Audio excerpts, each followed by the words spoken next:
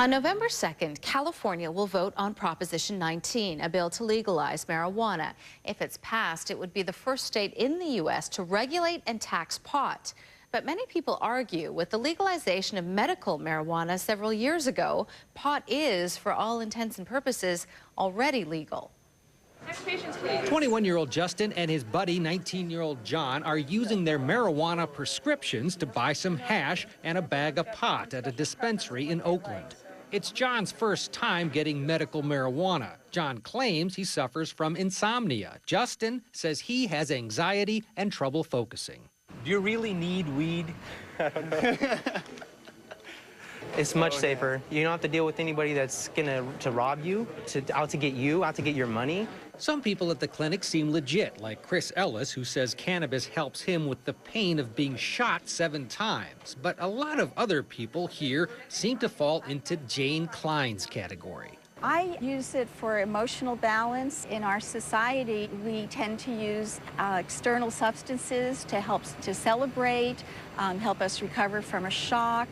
And I've used cannabis that way probably since the Sgt. Pepper album was released. California voted yes to medical marijuana in 1996. Many people assumed at the time it was for cancer and AIDS patients. 14 years later, many argue it's a free-for-all.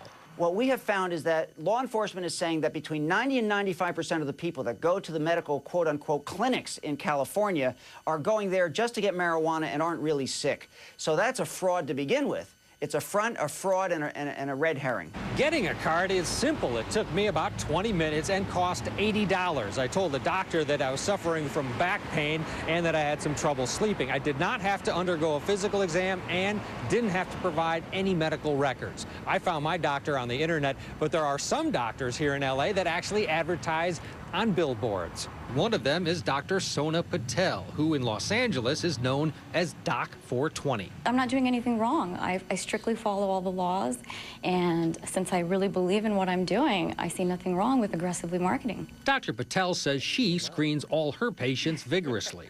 Reading the law, there's a list of very serious illnesses that qualify patients to use medical marijuana. But at the end of that list, it adds any other illness, which opens the door to hard-to-prove complaints like insomnia and back pain. It's pretty easy to get a medical marijuana card. Well, the law is worded loosely. There's lots of loopholes in there, and a lot of people are capitalizing on that. And a lot of people are legally getting high.